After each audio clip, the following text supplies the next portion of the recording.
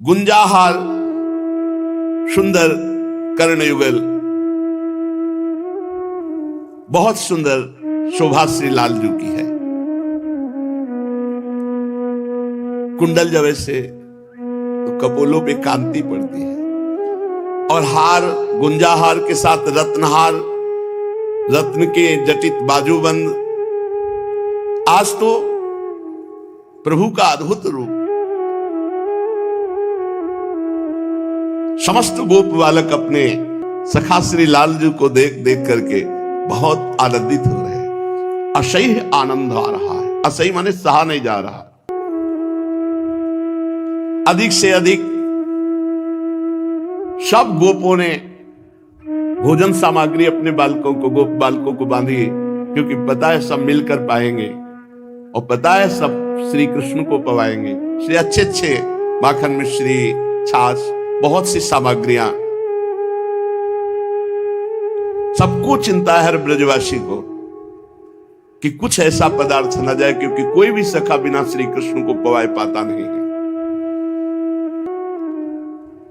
अब सखाओं का समुदाय सहस्त्र सहस्त्र गोप सखा और बहुत अगणित बछड़े, अपने बछड़े जब श्री कृष्ण के बछड़ों में मिलाए तो असंख्य गोवत्स हो गए। कृष्ण वत्सई रसंख्यातैर यूथी कृत्य स्ववत्सकान। अब श्री कृष्ण चंद्रजू करोड़ करोड़ कामों को भी परास्त करने वाले रूप से अपने सखाओं के मंडल में आवृत हुए। नंद सुवन सो मिल के चले, लागत सबे मैन से भले। मैन माने काम। तीन मदि मोहन अति सुखदाई, नग जराई मदि ज्यो मधिनाई। आज दोनों अर्थात सखा और भगवान श्री कृष्ण जी बड़े आनंद में। केनापि हेतुना गृह स्थितः कुतूहलिनी हलिनी। आज पता नहीं कौन सा एक आनंद उत्सव सबके हृदय में है, पर आज बलराम जी साथ नहीं। रोहिणी मैया ने उन्हें बलपूर्वक रोक लिया। बलदेवस्तु मात्रा जन्मर्क्ष शांतिक स्नानार्थम गृह एव बलाद्रक्षिता। आज बलराम जी का जन्म नक्षत्र है, तो उनका स्नान करके ब्राह्मणों को दान देना है सबका। और आज प्रातःकाल ही प्रभु चल दिए थे, दाऊ दादा साथ नहीं थे।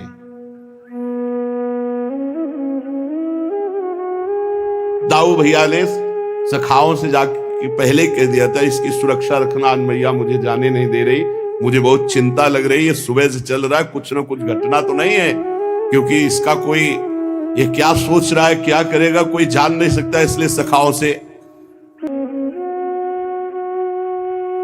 और श्री कृष्ण से कहा, मेरी इच्छा के विरुद्ध मुझे रोका जा रहा है, किंतु जो लीला तुम सोच रहे हो वो तुम संपादित करने में समर्थ हो, मुझे पता है।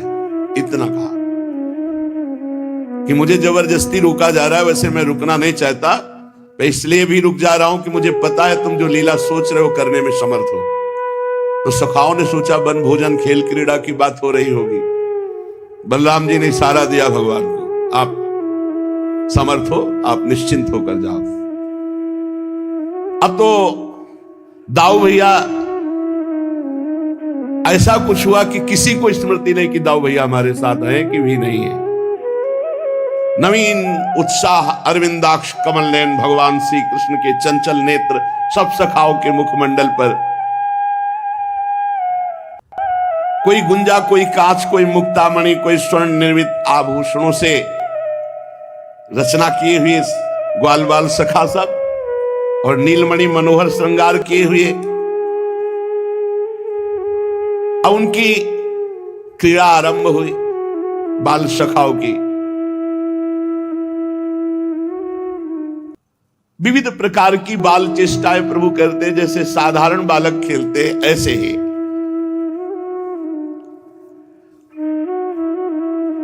शास्त्र शास्त्र ग्वाल बाल सुंदर छीके, वेद सिंगी बांसुरी सहस्त्रों असंख्यों बछड़े।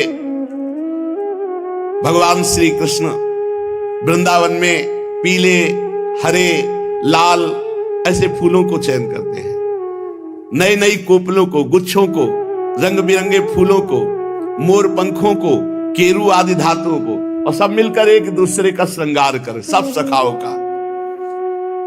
अब कोई किसी का छीका चुरा लेता है तो झगड़ा, ये मेरा चुरा, कोई किसी की बांसुरी, कोई किसी का बेत, ऐसे खिलवाड़ करते हुए कोई एक दूसरे को, ये इसके पास हमारा बेत, उसने तीसरे को दे दिया, उसने चौथे को दे दिया, अब वो भागा घूम रहा है, फिर सब ताली बजाकर हंसते हैं। वन की शोभा देखते देखते आगे बढ़े तो भगवान को आगे देखकर कोई सखा कहता पहले मैं छूंगा, पहले मैं छूंगा, आपस में होड़ लगाकर दौड़ते हैं, सब श्री कृष्ण का आलिंगन करके आनंद मगन हो जाते हैं। कितना सौभाग्य, सच्चिदानंद का आलिंगन। कोई बांसुरी बजा रहा है, कोई सिंगी बजा रहा है, तो कोई भौरों के साथ गुनगुना रहा है ऐसे, कोई कोयलों के स्वर में स्वर मिला रहा है, कोई मोर बोला तो मोर के स्वर में, कोई आकाश में उड़ते हुए पक्षियों की छाया के साथ ऐसे उड़ने की चेष्टा कर रहा है, कोई हंसों की नकल निकाल रहा है, कोई बगुले की, कोई मोर को नाचते देखकर नाच रहा है, कोई बंदरों की पूंछ पकड़कर खींच रहा है, और बंदर जब अपनी चेष्टा वो डराने वाली करते तो ऐसे सखा भी कर रहे, कोई उनके जैसा मुंह बना रहा है, कोई एक डाल से दूसरी डाल पर उनके जैसा छलांग मार रहा है।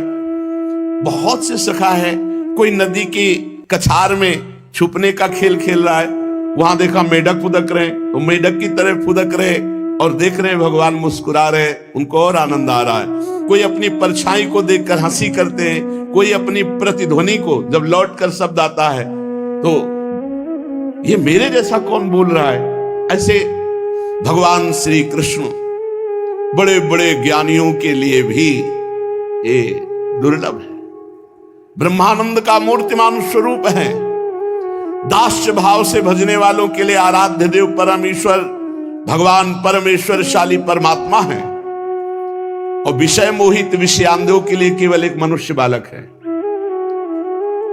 भगवान के साथ ये सब पुण्यात्मा महात्मा ही ग्वाल बाल बने हैं, आकर ये खेल खेल रहे हैं। बहुत जन्मों तक, शब्द ध्यान देना, बहुत जन्मों तक श्रम, कष्ट, तपस्या, इंद्रियों पर विजय, अंतःकरण को वश में कर लिया है, उन योगियों के लिए भी ये सुख अप्राप्य है जो सखाओं को प्राप्त हो रहा है। बड़ा दुर्लभ लाभ है। वही भगवान जो बड़े बड़े योगियों की पकड़ में नहीं आते, ब्रजवासी बालकों के साथ आंख मिचौली खेल रहे, छुपा छुपी खेल रहे। श्री सुखदेव जी कहते, परीक्षित इनके सौभाग्य की महिमा हम कैसे वर्णन करें। इसी समय सखा, बछड़े और श्री कृष्ण ये मानो गए, अब आप चिंता मत करो, जो जाता है वो यही कह के आता है। आपको हमारे बल पर विश्वास है? कंस कहते, मैं चाहूं तो पूरे ब्रजमंडल को चबा डालूं, ऐसा रूप है उसका। कंस ने कहा, बड़ा हमारी मित्रता आप तो है ही, और बड़ा उपकार होगा आपका, मैं इस भय से उबर नहीं पा रहा हूं। अगासुर ने कहा, बस गया और आया, आप चिंता मत करो। अब वहां से अघासुर आ गए, ये बहुत बलशाली था, एक से एक बलशाली था। उसने पहले गुप्त रूप से श्री कृष्ण ग्वाल बालों की ये सुखमयी लीला देखी, बड़ी जलन हुई। ये इतना भयंकर था, अघासुर की अमृत पान करके अमर हुए देवता भी इससे भयभीत होकर जीवन की रक्षा चाहते थे। देवता लोग बाट जो रहे थे कि इस अघासुर की मृत्यु का कब अवसर आएगा। ये अघासुर, पूतना और बकासुर इनका छोटा भाई है। ध्यान से देखा श्री कृष्ण की तरफ, इसने हमारी बड़ी बहन पूतना को मारा, हमारे भैया बकासुर को मारा, आज इसे मार करके इसके जब हम मार देंगे तो हमारे जो पधारे हुए जन हैं उनकी छाती शांत होगी, आत्म शांति के लिए आज इसको मारे। वो श्री कृष्ण श्री दामा ग्वाल बालों को देखकर मन ही मन सोचने लगा, मेरे सगे भाई बहन को मारने वाले, आज तो जिंदा नहीं बचेगा, आज मैं तुझे मार डालूंगा। जब मैं इसे मार डालूंगा तो मेरे भैया और बहन को तर्पण की तिलांजलि। और सारे ब्रजवासी श्री कृष्ण के बिना अपने आप मर जाएंगे। जब उनके सब सखाओं को श्री कृष्ण को मार देंगे तो ब्रजवासी तो ऐसे ही मर जाएंगे। मृत्यु से ब्रजवासी अपने आप मर जाएंगे, ऐसा निश्चय करके दुष्ट दैत्य अजगर का रूप धारण करके लेट गया, जिधर से सब बछड़े और सखा खेलते हुए आ रहे थे। कितना बड़ा अजगर का शरीर था? 1 योजन 4 कोष बड़ा। 4 कोष कितना लंबा होता है? बहुत।